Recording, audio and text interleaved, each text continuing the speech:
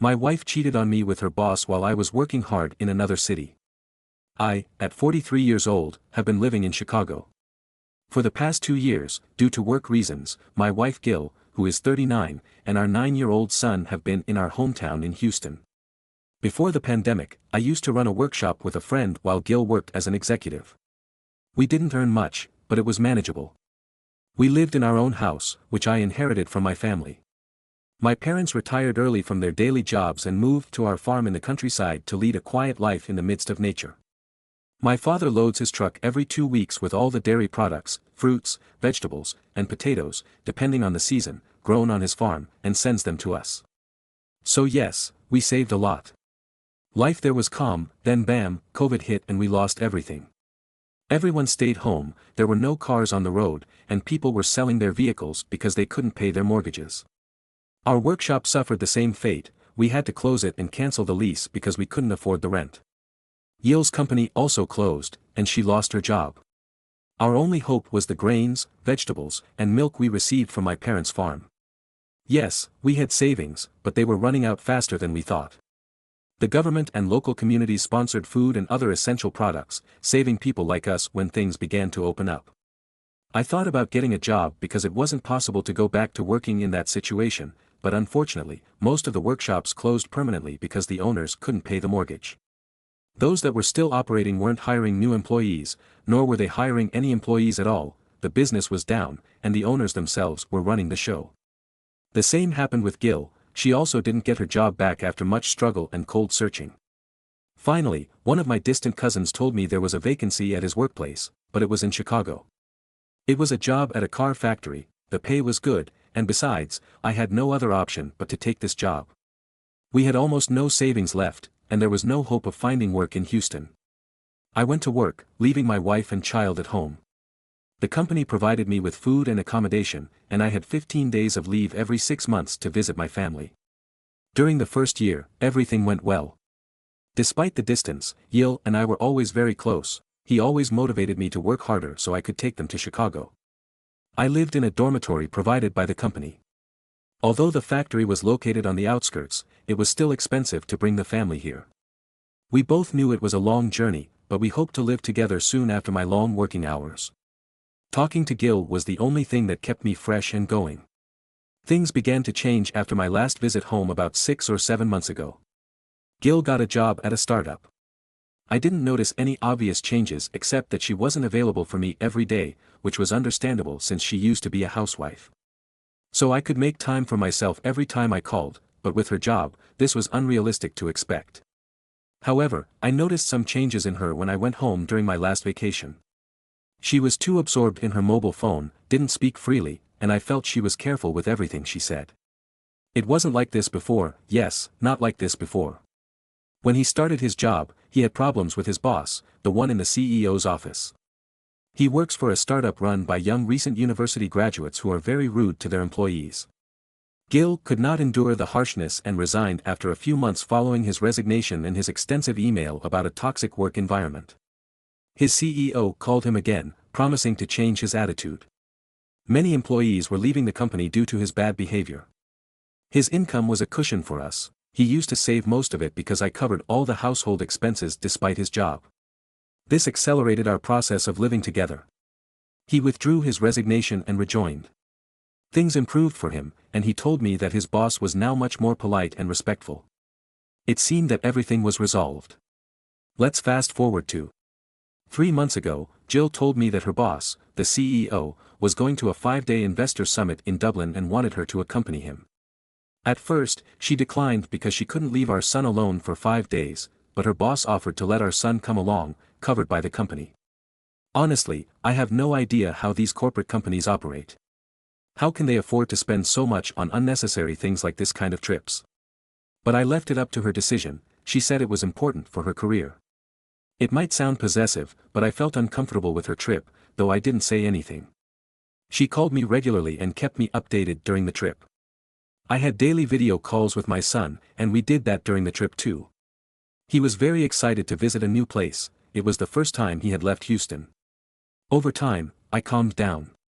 There was no obvious change in her after the trip, nothing like what I read in the confessions here, such as ignoring me or becoming cold, etc. However, I wouldn't be writing this if she hadn't come home last month. I didn't give her the exact date of my visit, I wanted to surprise her. I had done it before too, but this time she seemed more surprised than happy to see me at the door. Her face didn't light up when she saw me, she looked gloomy. Although I was excited, but you can notice this subtle change in your partner.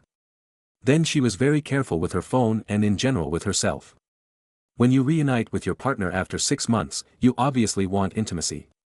Every time, she would throw herself onto the same night of my visit. But this time she seemed reluctant. I asked her what was wrong, and she said nothing. She acted like a virgin schoolgirl, being careful with herself and not taking any initiative. I don't know, I felt like she was afraid I would discover something. I reproached her for it, but she didn't acknowledge that there was anything unusual. At least in the following days, she returned to normal. I'm not very proud to say this, but I used his phone that same night after he fell asleep. No, there was nothing. The conversations with his boss had nothing but work-related topics. There were no suspicious phone calls, and the gallery was clean. When he was away on business, I asked my son for details about the trip to Dublin, and nothing came out of that either. I returned to work after the vacation. Happy and satisfied a week ago. He told me again that he was going on a work trip for 2 days with his boss to Florida, and this time without our son because he has exams that he can't miss. So he will stay with my in-laws for those 2 days. I don't know, guys, if I'm being an idiot here, but I really don't have a good feeling about all this. I asked who he is. Ivan said that only she and her boss, her company has 2 founders, but she always goes with only one of them. I find it very strange. I don't know if I'm being a fool for suspecting her, but I simply don't want to ignore the warning signs from the beginning and be deceived. Someone has been in this situation before, any advice or suggestion is appreciated. Update 1. Hello everyone, it's been quite a while since my last post. I connected with many men who were deployed away from their hometowns and faced a similar situation. Seeing my circumstances, most of them suggested that I give Yield the benefit of the doubt because I couldn't find substantial evidence suggesting that he was cheating on me. I did that after his trip to Dublin and Florida. She made many more business trips to cities like Amsterdam and Seattle, surprisingly never to Chicago. I've been living here for a month and I got my second promotion, a long-awaited one with a substantial raise. I was so excited when it was announced that I immediately called Gil and told him about it, but his reaction was far from happy. And you know why? Because this meant that she and my son could move in with me. He said that he was hoping for a promotion and had worked hard to make a name for himself in the company, and now he couldn't leave without a promotion. I didn't think it was right because he was resisting a lot. I mean, if I had the opportunity, I definitely would have left my job to live with my family. His salary was a quarter of mine, and he could have. I easily found a job that paid the same here, but no. She was ready to quit her job. This led to several fights and arguments between us, but she changed her reasoning regarding our son, saying that his school and curriculum would be disrupted. My son is a football enthusiast and has been training at a community club. Let's make sure we think about this decision 2 or 3 months later. Gil tells me he wants to move to Chicago with me, and I asked him what happened. Suddenly, she said that she simply changed her mind and that our son needed me a few months ago when we were fighting about this. She reasoned that we shouldn't interrupt our son's curriculum at that time. The academic year for our son's class had just ended, and it would have been easier for us to enroll him in a new school in Chicago. Now he has started his new academic session, and it would be very difficult to enroll him in the middle of the year. I told her to wait this year and they could come next year, but she became stubborn about living together. I asked her about her job, and she said she was ready to quit because family is more important than anything else. I really don't know what is driving her.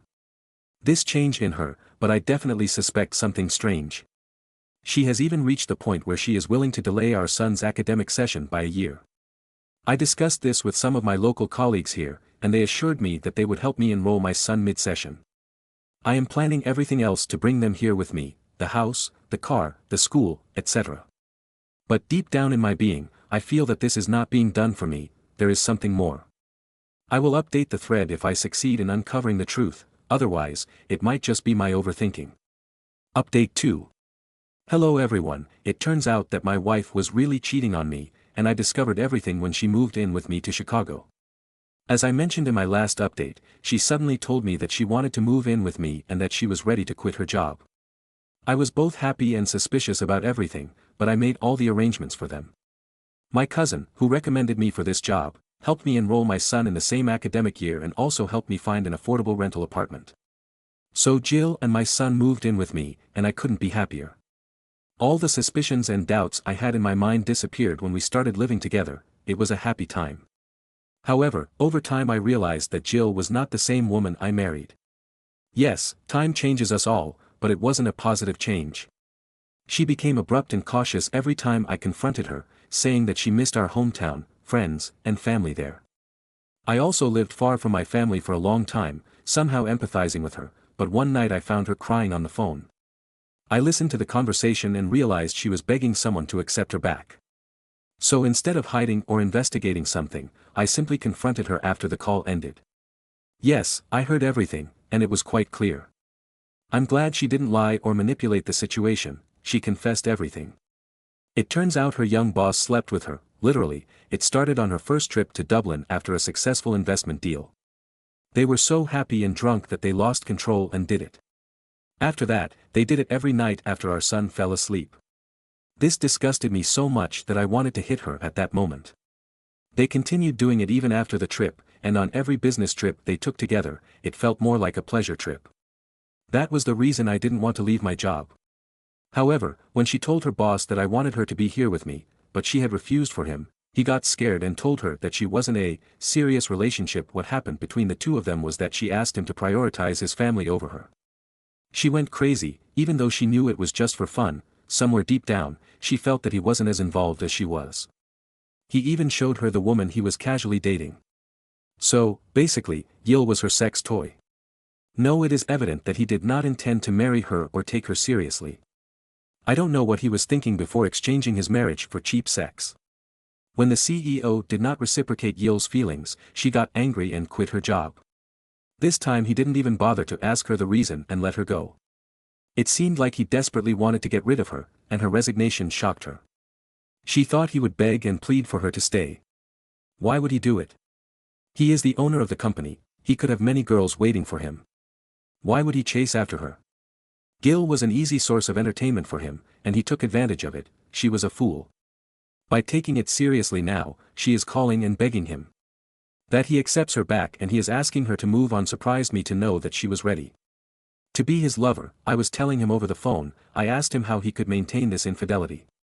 For so long, he said that their conversations were face to face and that they worked in the same office for 8 or 10 hours a day. It made sense. That was the reason I couldn't find anything on her phone, nor did she send messages or call during my 15-day visit home. They were together half the day, so why did they need to talk on the phone anyway? Her boss wasn't emotionally involved with her, so there was no need to talk. He wanted action, and she gave it to him in his office. Yes, she told me they had regular sexual relations in his office, closing the doors and turning off the camera. The revelation overwhelmed me. I asked her to leave me alone. It was already morning when our confrontation ended. I slept all day, and when I woke up in the afternoon, I saw that she had prepared my favorite meal. She acted so normal and said we could start over. I told her no way. I was here working hard day and night for a better life for my family, and she was over there sleeping with her boss. She acted surprised when I mentioned the word divorce, as if to say, how can you do this to me? I gave up everything for you. I stood by you in tough times when you had nothing, and now that you're doing well, how can you abandon me? She supported me in moments of distress, but she also failed and cheated on me. I also did my part to be a good husband, despite the long distance. It was also difficult for me. I also longed for family and a sexual life, but I didn't choose infidelity. She kept apologizing and making all kinds of promises, but I didn't back down. I told her I was going to book tickets for her return and would send the divorce papers soon. Thank God I had a prenuptial agreement with her that will save me a lot of details for the next update. I am currently not in a stable mental state. I left the house and have been living in the company's residence. I will make the final update after I sort out this mess. Update TR. Hello everyone, thank you for all the support. Some people commented that I overlooked the warning signs and that long-distance relationships can be deceptive. I don't take this as an offense, but guys, I was alert from the beginning. I noticed the slightest change in her behavior, and I openly discussed it. I called her every day and had transparent conversations. Occasionally, I even checked her phone.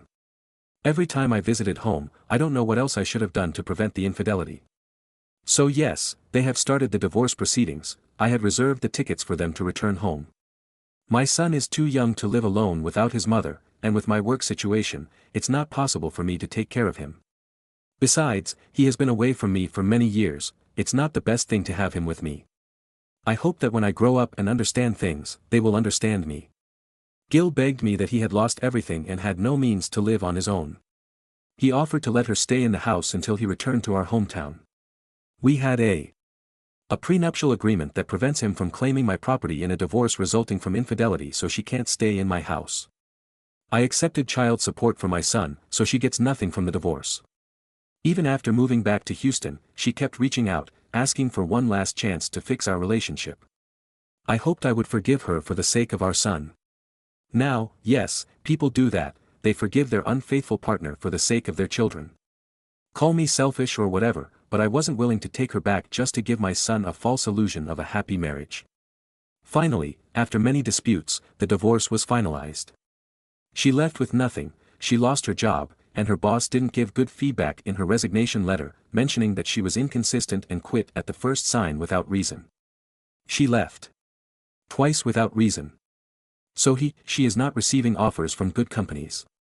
Moreover, the condition of the market in the corporate industry has not been good over the past year.